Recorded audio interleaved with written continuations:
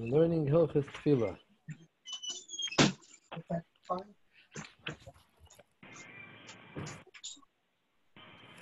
Okay, Rabbi Isai, we spoke last week. There's a number of things that one needs to prepare hachana before one davens.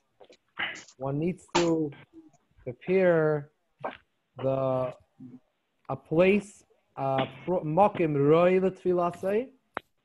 He has to be meichen his begodim and his guf and his machshava. 4 things you have to be meichen. So we learned a lot of dinim last week and the week before that have to do with the mokum hatfila. I want to finish off a few dinim associated with the mokum hatfila. Then we'll go on to other dinim that are concerned with your begodim, how you're supposed to be dressed.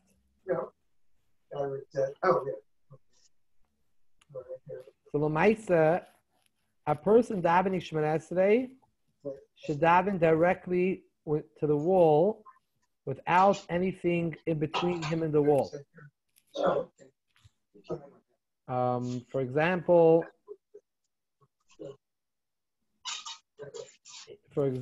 he should. The pasuk says about Chizkiyahu. In Yeshaya it says, "Vayasev Chizkiyahu panav el hakir v'yispalon." Chizkiyahu went to the wall to daven, and a person should be directly to the wall. Now, something which you have like a closet or a table, something which is set and always sits in that spot. And that's just a little noisy. Peretz, put yourself on mute. It's disturbed.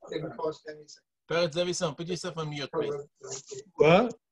Put yourself on mute. I hear David on the phone. It's hard to hear the shir. Okay, 1 second. Sorry. So, if you have something which is permanent, it always sits there in that spot, it's not a chatzitza between you and the wall. As well, if you have a bed, something that's always there, something which is not moved around, it just sits there, it's considered kavua and it's not a chatzitza.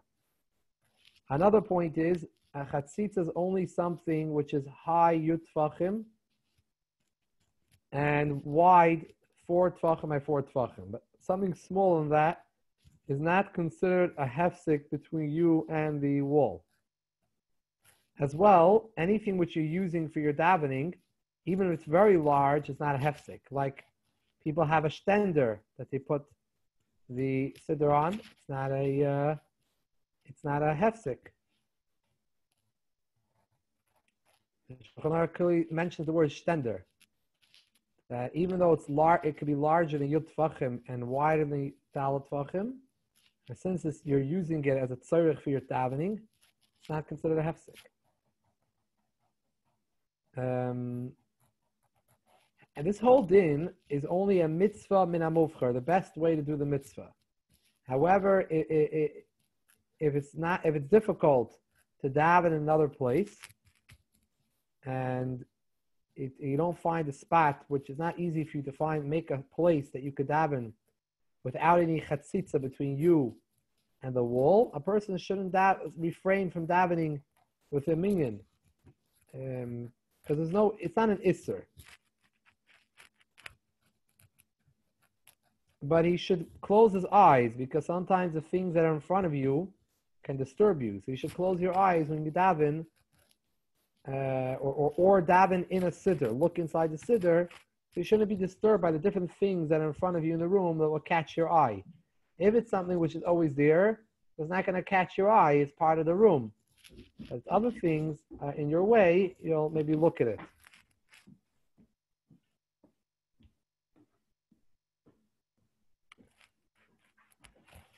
Some people even say that a person standing in front of you is a chatzitza. But that's not the ikar halacha. It says in Shulchan Aruch, if you could, daven without someone in front of you. But it's not shaykhis when you're having usually in shuls, it's difficult to have that you could daven directly to the wall without a person in between you. Only time when you can't daven behind someone is behind your Rebbe. Choyre Rabbi is an issue we'll talk about later. But besides that, min hadin, you could daven behind anyone. Without social distance, it's not so difficult. Now you have to keep social distance, so you could say it's not only better, it's a chiyuv. Now, people like to drape the shul with different types of drapings, nice, fancy drapings. Drape the walls with beautiful curtains. So, since these things are permanently set up there, they're not a chatzitza between you and the wall. However, still in all, a person shouldn't directly daven. Better not to daven opposite those pictures, those drapings, because you might look at the art, look at the beautiful drapings and artwork, distract you from davening. And Rabbi, yeah. What is a mirror? It's always a question of mirror. Davening in front of a mirror. I mean, I guess you can get distracted from yourself, but it doesn't mention the Shulchan Aruch, you know? It doesn't mention the Shulchan Aruch. But it's a good question, a good point. I know in Beis Ovel, you have to cover the mirror for some reason. Picture in the mirror you have to cover. Right. So is that taka because of davening? Or because something unique in the Beis Ovel? Maybe you're right. I'm not sure. Davening, maybe. I don't know. It's a good question.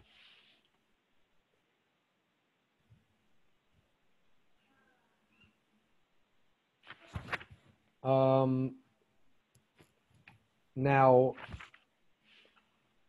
sometimes they make shuls like to make designs and artwork on the walls. They have a painter come paint beautiful artwork, based on Mikdash or whatever they might paint, different artwork. So Lamaisa, they shouldn't really do it on the level of a person's height. It should be above his eyes. It should be higher up. So he should have kavanah as well.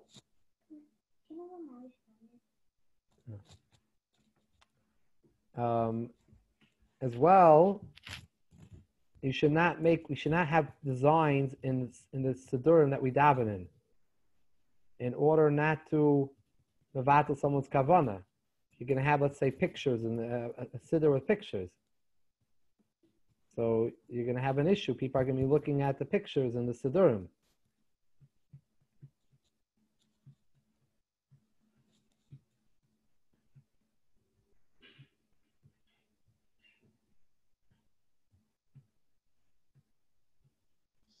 Unless it's Haggadah, right? That's what? The Haggadah was pictures. Yeah. It is a specifically halacha, not about all svarim. It's about ones that you daven in. Because davening requires kavanah more, so specifically regarding that. But yeah.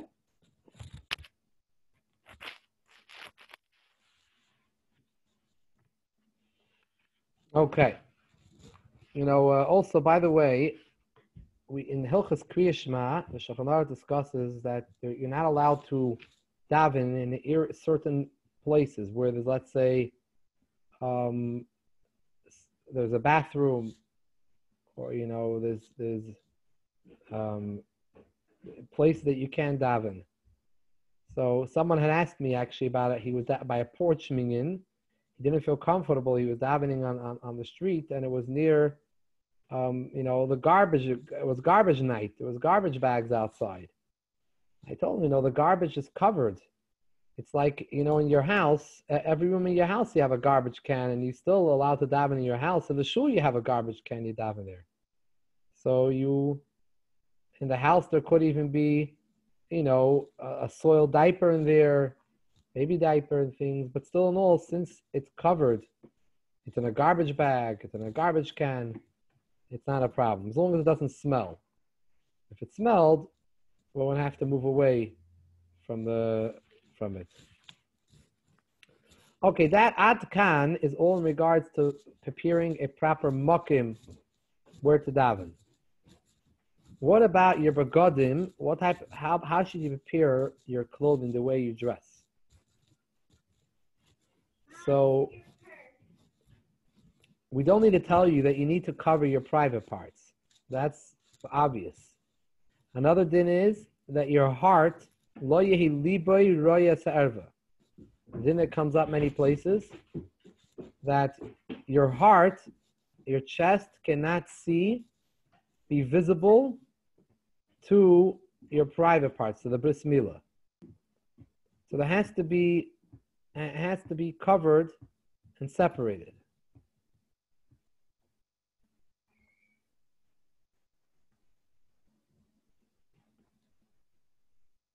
So therefore, you need to cover your heart. You need to cover your chest. To daven, covering your chest.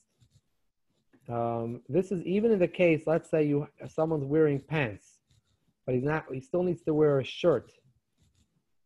He still needs to wear a shirt to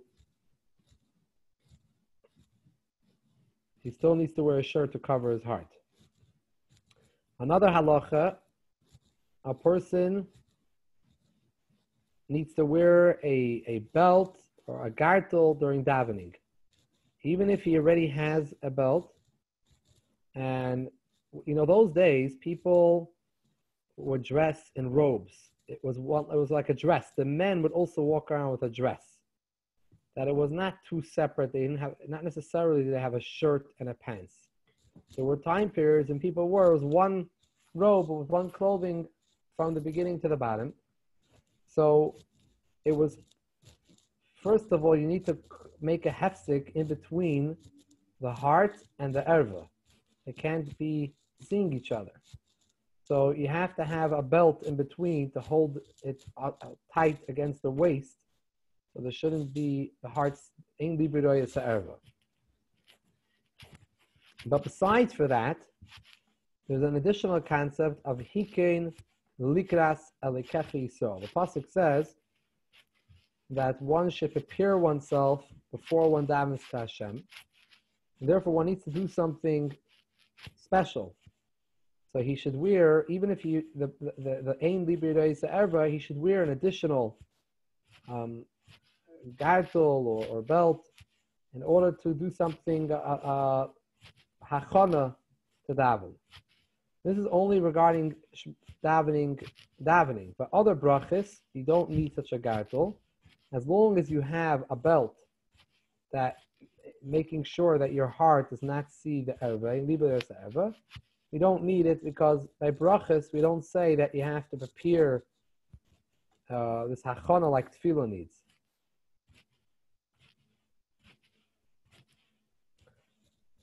Now, someone who a whole entire day he never wears a gartel, this is not something common for him to do. Al pi halacha, he does not need to wear one during davening, because the concept was that those days that was considered like dressing up, dressing more formal. You go out during the day, you go out in the streets, you wear an extra belt on top of you, that was like a style. So also when you daven, you should do that. However, if you find yourself, if you're someone who never does that, so even during davening, you don't need to do it. And that's why I think why a lot of people do not wear the gartel. Chassidim are machmer and they're mahader, and they wear the gartel. I've heard someone say that, I heard from a Orthodox Pesach that he said that today's days people wear a tie. So if you wear a tie a whole day, when you daven, you have to wear a tie, because that's considered a derech kavod. Just like those days, wearing a gartel was derech kavod. So wearing a tie is derech kavod. So you have to wear a tie if you wear a whole day. So you're not wearing a tie when you're davening. It's like this is leisure time. You take off your tie, you're going to daven. You have to put on your tie when you daven. I'll call upon him the maybe Eina Chanami. If someone taka is medayik to wear a tie all day, he's correct. You should taka wear a tie.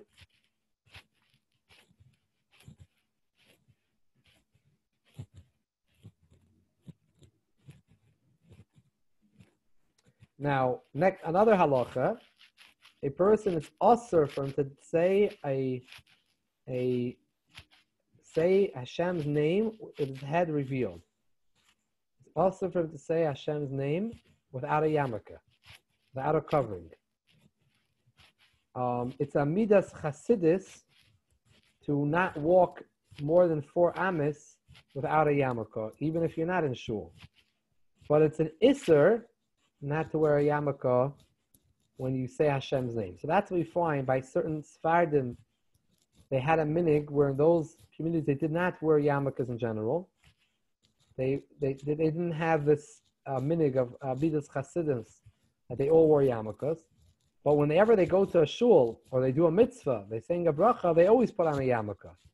They go wash their hands on Hamaitzi, on the Til Sidayim, they always wear a bracha because you can't say Hashem's name. They also put on yarmulke. Right, because they're saying brachas and everything. So you have to wear a yarmulke. That's a chiyuv al pidin. Interesting, the Taz and brings up that concept. It's also brought down the Alter Rebbe Shulchan Aruch that Klal Yisrael in Ashkenaz, in those areas, and also certain parts of Sfard as well, they took upon themselves, it became a Jewish style of dress, wearing a yarmulke. Yidden took upon themselves this minig of wearing a yarmulke, and in those places, that was the identifying feature of a Jew. A Jew wore a yarmulke. So the guy didn't wear a yarmulke, a Jew wore a yarmulke. So when a Jew did not wear a yarmulke, says the Taz, even though it originates the concept of yarmulke when you're not davening, when you're not saying a bracha, it originates in a pious act. It's a midas chasidus, not a chiyuv, obligation. However, once Klal Yisrael this became part of the dress code of Klal Yisrael, and you take it off and you don't wear it, it means that you're comparing yourself to the Goyim. It's b'chukaseyim loy seilechu. You can't go in the ways of the Goyim. Since all the Goyim dress this way and all the Yidden dress this way, by doing this, you're dressing like the Goyim. So it became, even though it started off as something lighter, it could take on a new life of its own, the yarmulke, and become an issue min haTorah that you're trying to dress like a Goy, chas v'shalom. So the Taz brings this down, the Alter Rebbe, also, but in his Shulchan Aruch, it's not mentioned in his Shulchan Aruch itself because it was a censorship. Such a thing, you can't write that, oh, you're dressing like the Goyim. So it was censored out of the Shulchan Aruch. And in the new prints, the Alter Rebbe Shulchan Aruch that you have that most people are using today, all have it back in its proper place.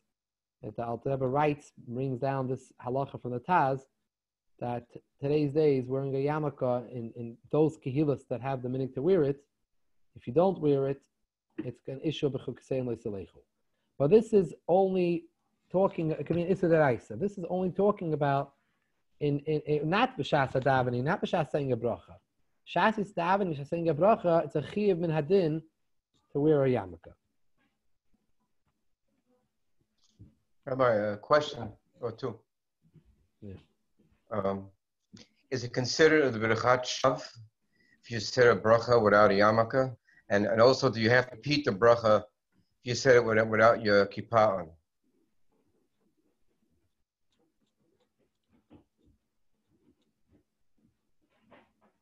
I don't know. It's a good question.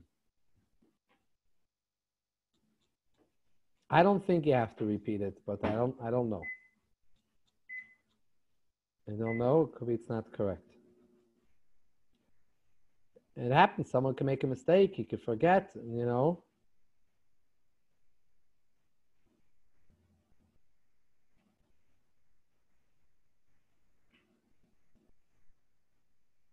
Now, people sometimes, they want to say a bracha, they put a hand on their head. Putting a hand on the head doesn't help. Reason being, you cannot cover over yourself. Your hand and your head are both you. Your hand is no less you than your head is you.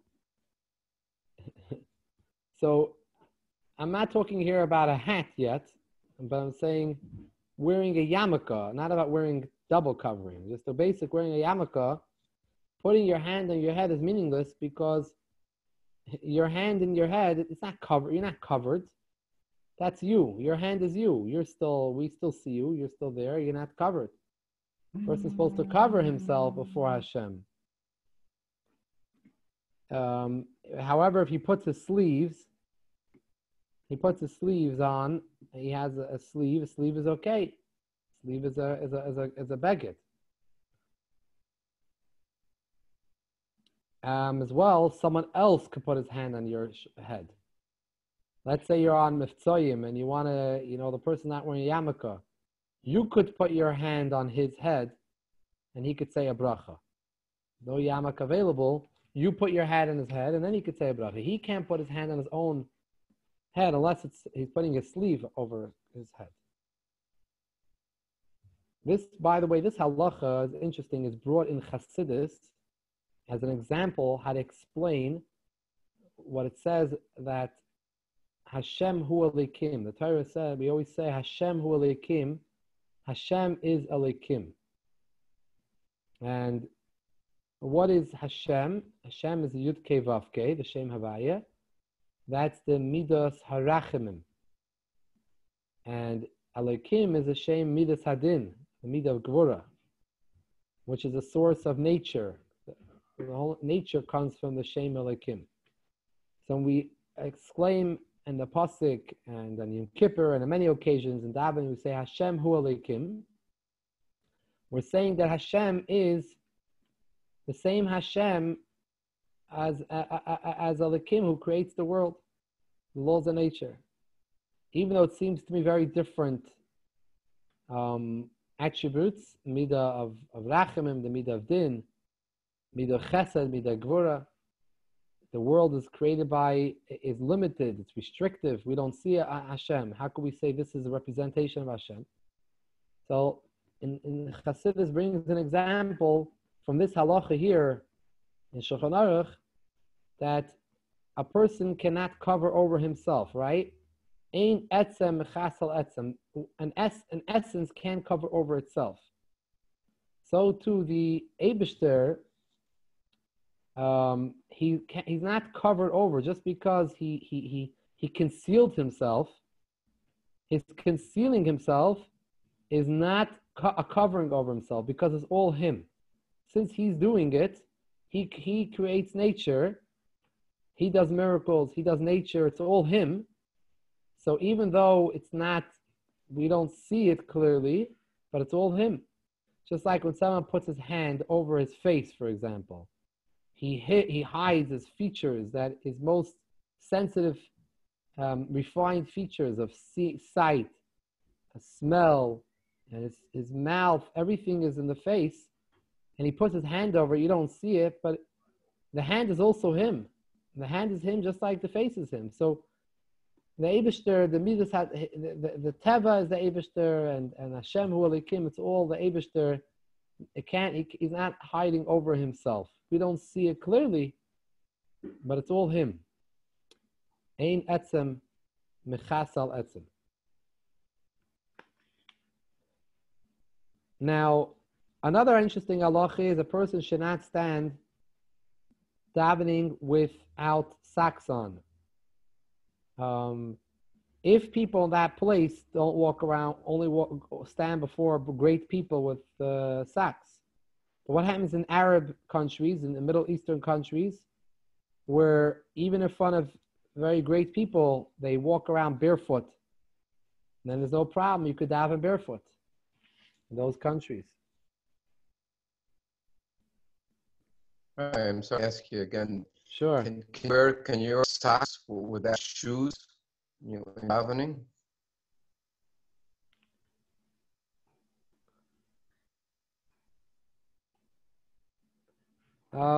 Good question. I mean, I'm thinking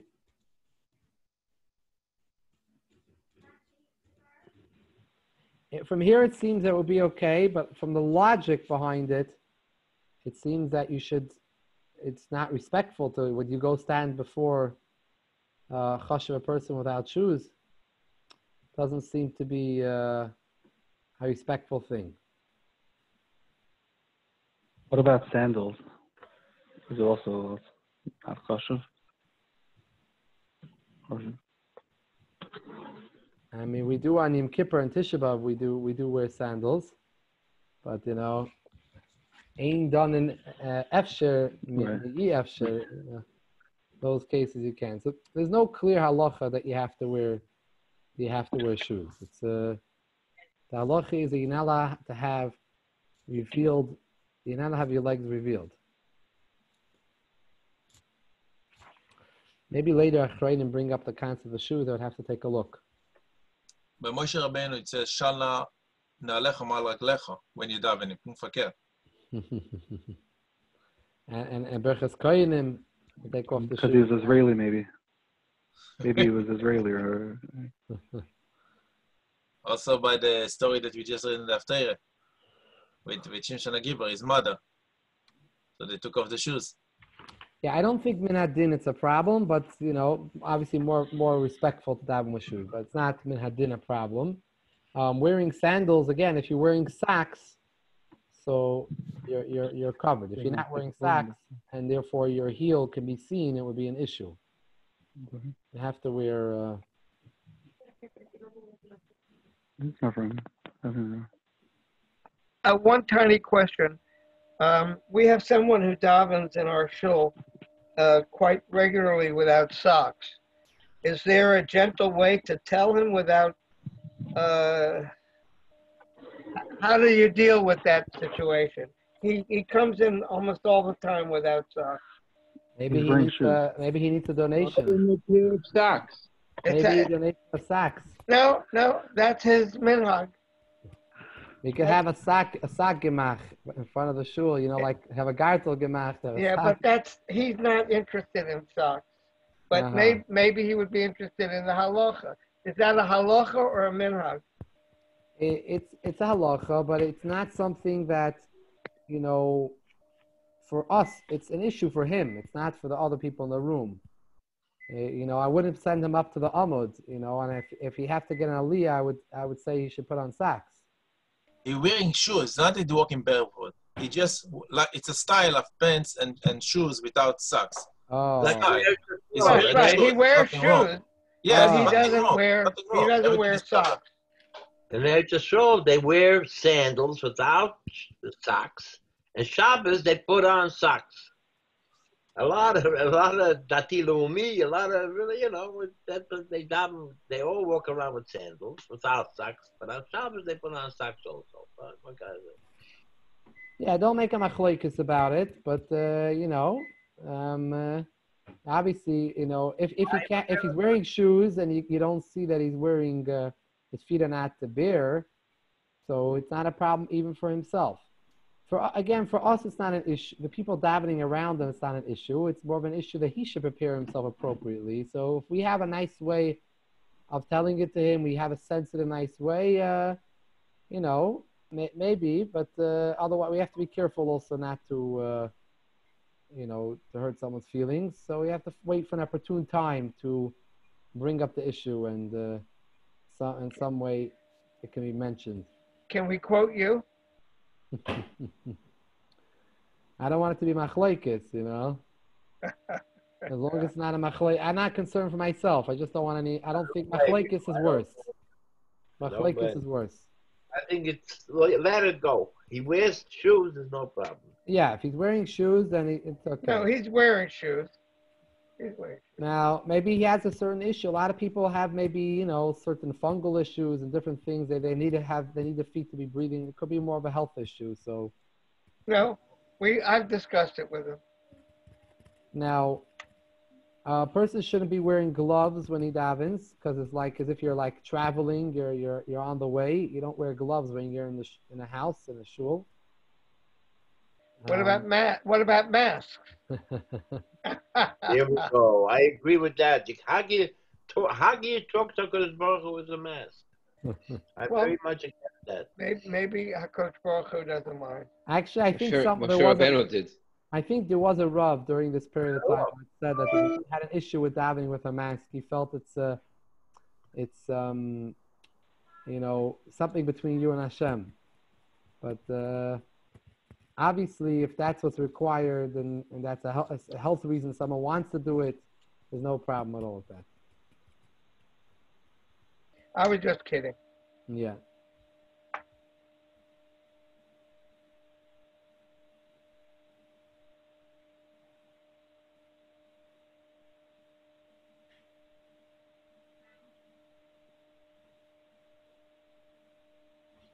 Now, that was all regarding getting ready one's clothing. So we discussed the first two things of being meichin, preparing one's place, this area one davens, making sure it's an appropriate place, preparing your clothing, making sure it's appropriate. And then the third thing is preparing one's body. A person needs to make sure that before he davens, he has to see to it that he should go to the bathroom. He should need to use the bathroom. If someone davened while he needs to go to the bathroom, filosoi te'eva. It's considered disgusting, the davening. And he has to daven again if it's for gedolim, for number 2. But if he was holding himself back from going to urinate, he does not need to daven again.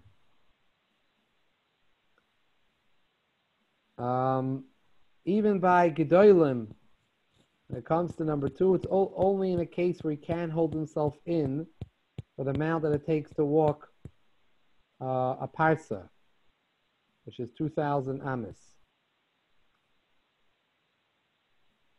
Balachatchila, a person should not daven if he needs to go to the bathroom.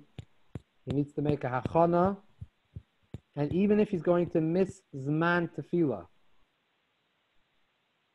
And even learning Torah, a person should not learn if he needs to go to the bathroom.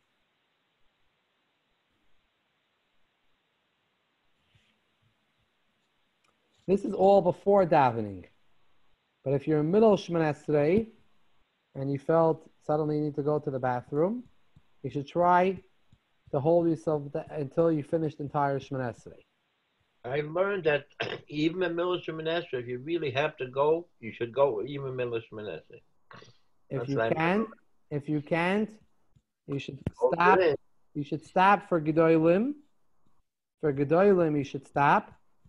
For ketanim, you should not stop. For ketanim, it says you should not stop, and even if you're going to make in your pants. That's the halacha. Really? And then you continue davening.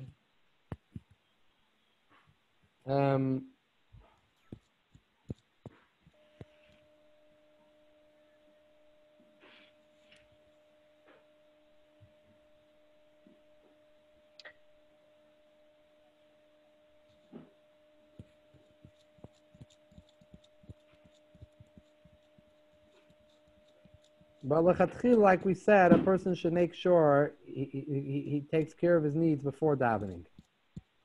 As well, someone who gets mucus and feels he needs to spit a lot, he should try to take care of it before davening. So he should be all prepared when davening comes. Afterwards, one needs to wash one's hands. Even though you wash negavas in the morning, since, it could be after davening you touch private places and things like that, you should wash your hands. But you should not make a bracha on it. You already made a bracha in the morning. And al natilas yadayim. If you didn't, you make a bracha now. But otherwise, you don't make another bracha.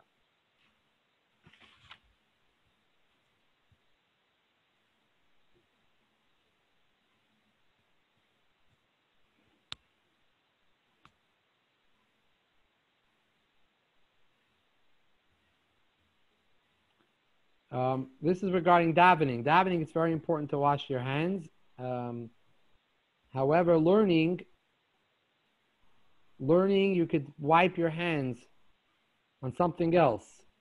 You don't have to do with water.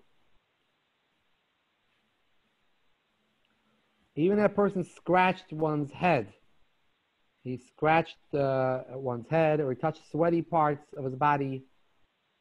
His nose, he put his finger in his nose, in his ears.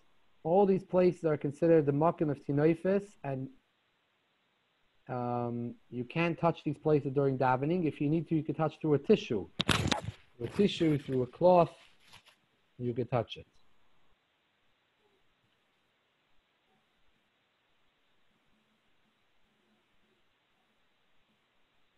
Last halacha to prepare, a person should give tzedakah. Best to give tzedakah before davening. Like it says in the pasuk, Ani b'tzedek echez panecha. I will see your face, echez panecha b'tzedek, with tzedakah, with righteousness. That's how we can approach Hashem. Hashem sees we care about other people, we give tzedakah, so our tefillah is more listened to. But by Myra, it's not a custom, right? Ma'ariv, it's the Arizal, Pi Kabbalah, the Arizal says it's an inyan not giving tzedakah at night. So formally, officially, we don't go around the pushkin shuls at night. Although the Rebbe himself on one time told a story that before he was Rebbe, he had given tzedakah by night, and someone had come over, rushed over to him, told him, how could you do such a thing, give tzedakah at night? And he spoke to the Frierdiker Rebbe about it, and the Frierdiker Rebbe told him that he's choshed that person who ran over to him shouldn't give tzedakah. Maybe he doesn't give tzedakah by day either. You know, so there is such a thing, Api Kabbalah, but the question is how much we're medayik in it. You know, also, by the way, if someone's an ani, a poor person comes and he asks for tzedakah, there's no question about it, you have to give him. The discussion is whether a person should go out of his way to give tzedakah in the evening when he doesn't have a poor person in front of him. He's putting it into a pushka back, something like that, where it's not, there's no aniyim right in front of him. But if you have an ani, you have a chiyuv in HaTorah to give the ani money if he needs money. The Rebbe himself did give out a lot of times dollars at night, which officially were given for shlichus tzedakah, although he sometimes did say that it can be given to tzedakah the next day.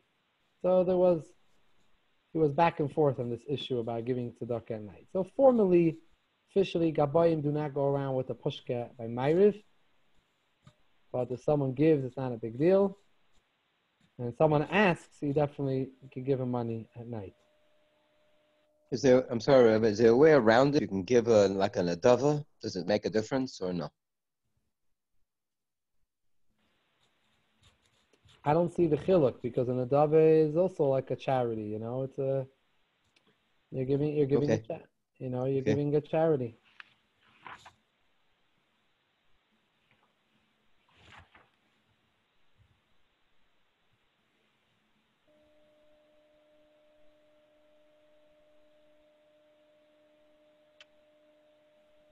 After davening, before davening, a person needs to sit in his place before he davens to bring himself to kavanah.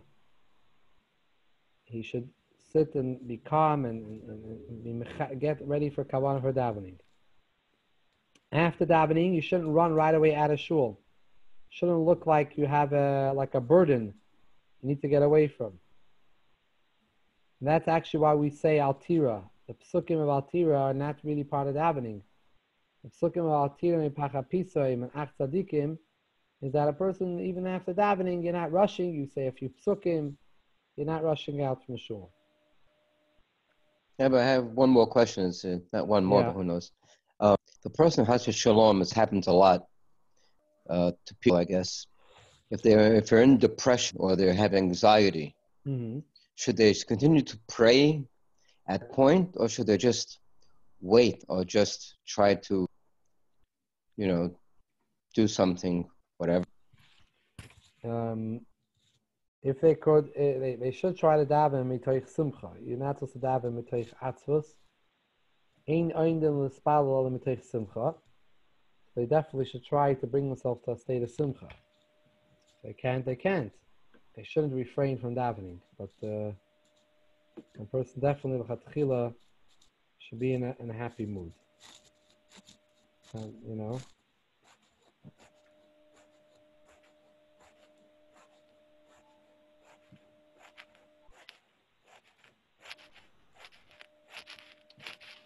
Now it says Chasidim Harishonim, early Chasidim, in the Gemara mentions this, the Mishnah, in Brachos, they would literally wait an hour before davening and an hour after davening.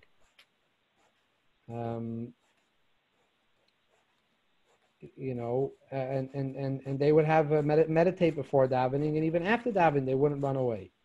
This is a very high madrega. For everyone else, it's just like a minute, you know. It's just a person should wait. You should come. Shouldn't just sit down right away. No, sit down, catch your breath. After you're settled, you start davening. Same too after davening. You're not rushing out the door right away. Some people have the minute to dafke daven inside a siddur in order to have kavanah, and this is based to every person. And some person feels that by saying it by heart, he has more kavanah to say that. If he does dafke in the siddur, then that it's in the siddur.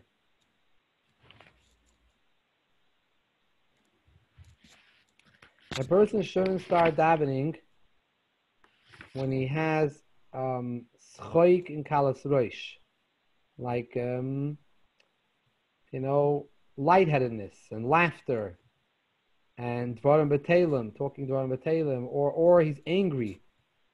Only with simcha shel mitzvah. And that's why we talk about Geulas Mitzrayim before we start Shemona Esrei. We have the Psukim talk about we talk about how Hashem took us out of Mitzrayim, and he split the Yam Suf and Gal Yisrael. And by Mincha we do it after we say Ashrei, to get us into the mood of davening. Now, a person shouldn't learn before davening parts of davening that make him think during the davening about the learning. He should only learn clear-cut halachas that have no papulim in it. So he shouldn't be disturbed during davening. And this is only l'chatchila. If he did already and there's a meaning starting to daven, he should daven right away. Because we don't have as much kavanah today. Anyways, people don't have so much kavanah. And therefore, you should daven it right away. How about we should have these problems? Yeah.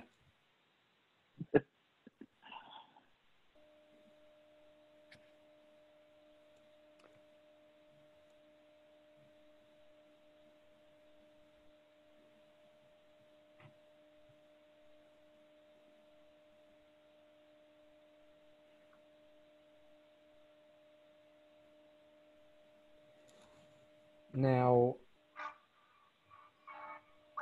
there is an opinion which holds that if someone is a oisik, we know that someone who's teirasei umnasei, someone who learns Torah a whole entire day, he doesn't stop learning. He does not need to stop for davening.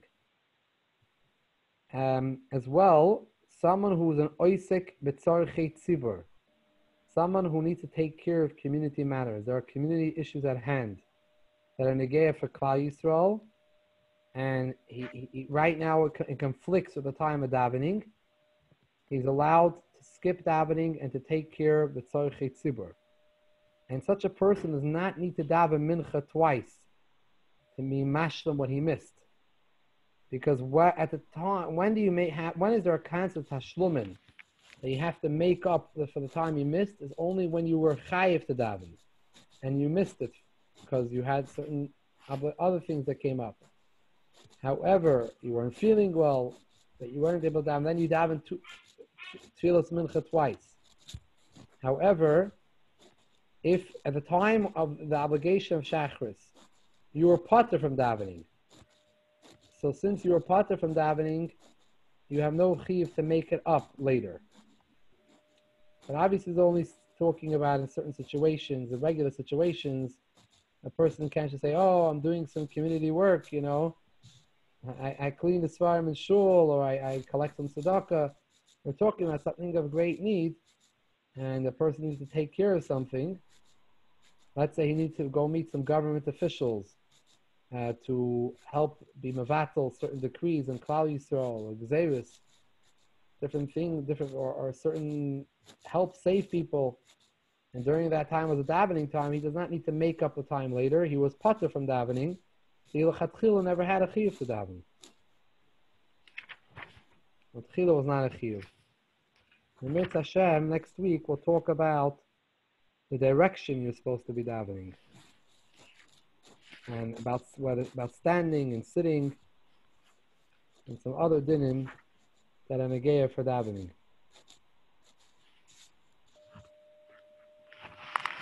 Any questions? Yeah, I have a question. I asked this of the Rav, and he'll address it tomorrow night. But I just wanted to see your take on it.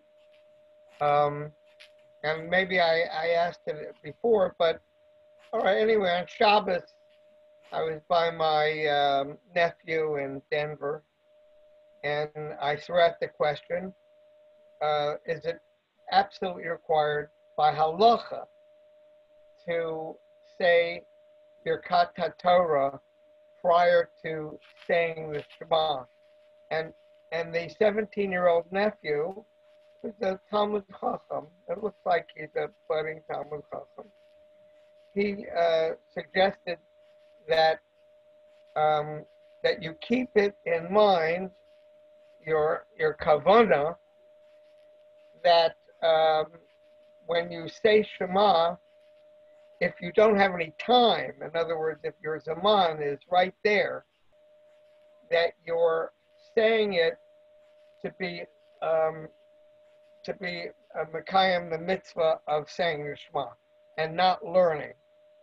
But that's only lechatchila. Meaning the Birchas HaTorah.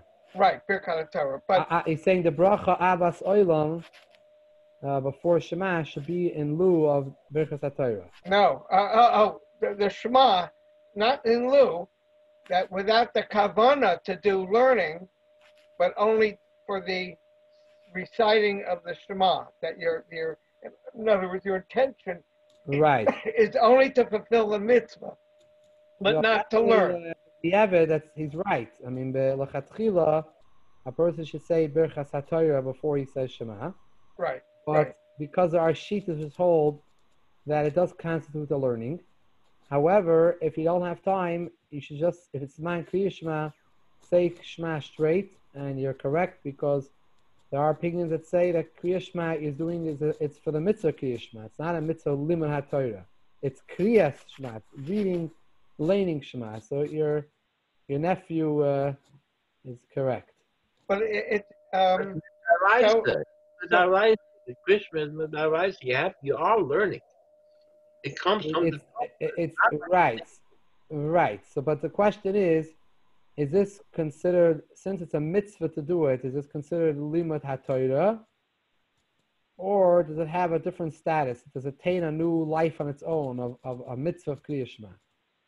No, that's why the best thing to do is to say Birchas HaTorah first thing. 100%. If, by the way, if someone forgot to say Birchas HaTorah before davening, so you could have kavan and Abbas Olam Ahaftanu, that's considered Birchas HaTorah, because you mentioned the same Bilabeinu Bina Lahav and Lahaskil B'Seresecha.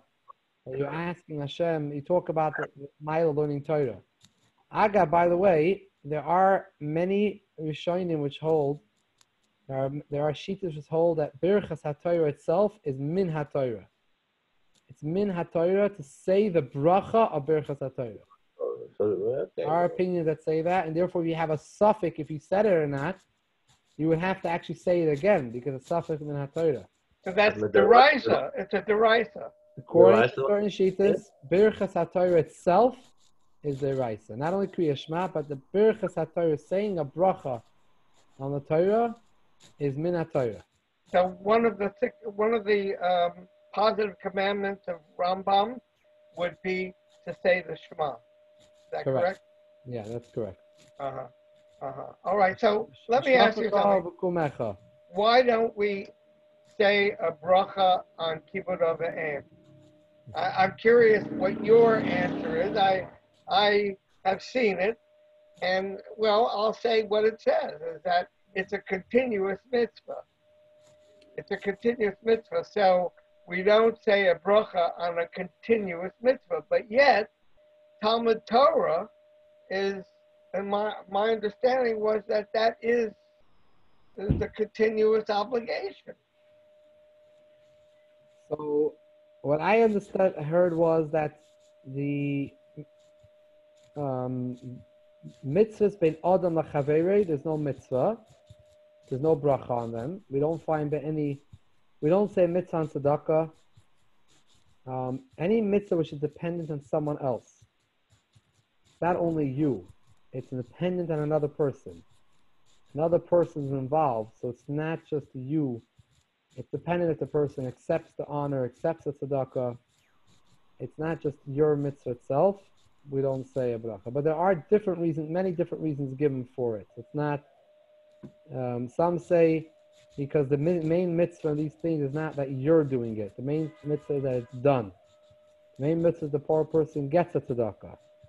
You know, so is the outcome or the action that you're doing. There's definitely many different reasons given for that. That's a good point that you're bringing up. And I want to wish everyone a good night. Thank you very much.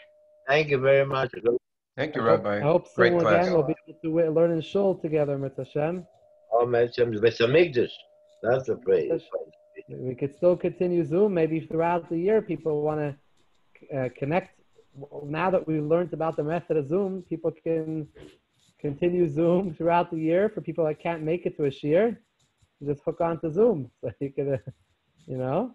We should. We could set up Zoom in the show. We'll set up a laptop. Yeah. I think by Kibbud Av V'Em, it's a mitzvah, like a bris milah. You made a bris and it stay with you all your life, 24/7. Mitzvah Kibbud Av V'Em, you never have a chance, a second, that you don't have a mitzvah. This is what when are you going to make the bracha? This is what David is really saying, that it's a continuous mitzvah. I think it's a good answer. I'm just saying there's other answers also. There's different answers, but it's a good answer. Regarding learning Torah, it's a good question as to... You don't have a chance that you don't have to learn Torah. Torah says. So the question he's asking is why do we say a bracha on it? Because you have to learn a new thing in the Torah, not just to repeat. Well, we sleep. The sleep is a hapstick. So when we wake up, we have to make a business for Torah again. No, but somebody asked the Lubavitcher Rebbe why we need to sleep if you need to learn Torah all the time. So he said, because when you have something new, it's chachus, it's excited. So you wake up a new day and you learn something new, it's chachus. You want to learn something new. You have to chazer what you learned before again. But that's the idea that every time like today I got the Torah, today I'm excited, today I learned something new. Okay, have a good night. Good night. Thank you very much. Reb Nathaniel, just a question. Rabbi, very nice. What video camera do you use? Because it's such an excellent picture. It's his daughter's.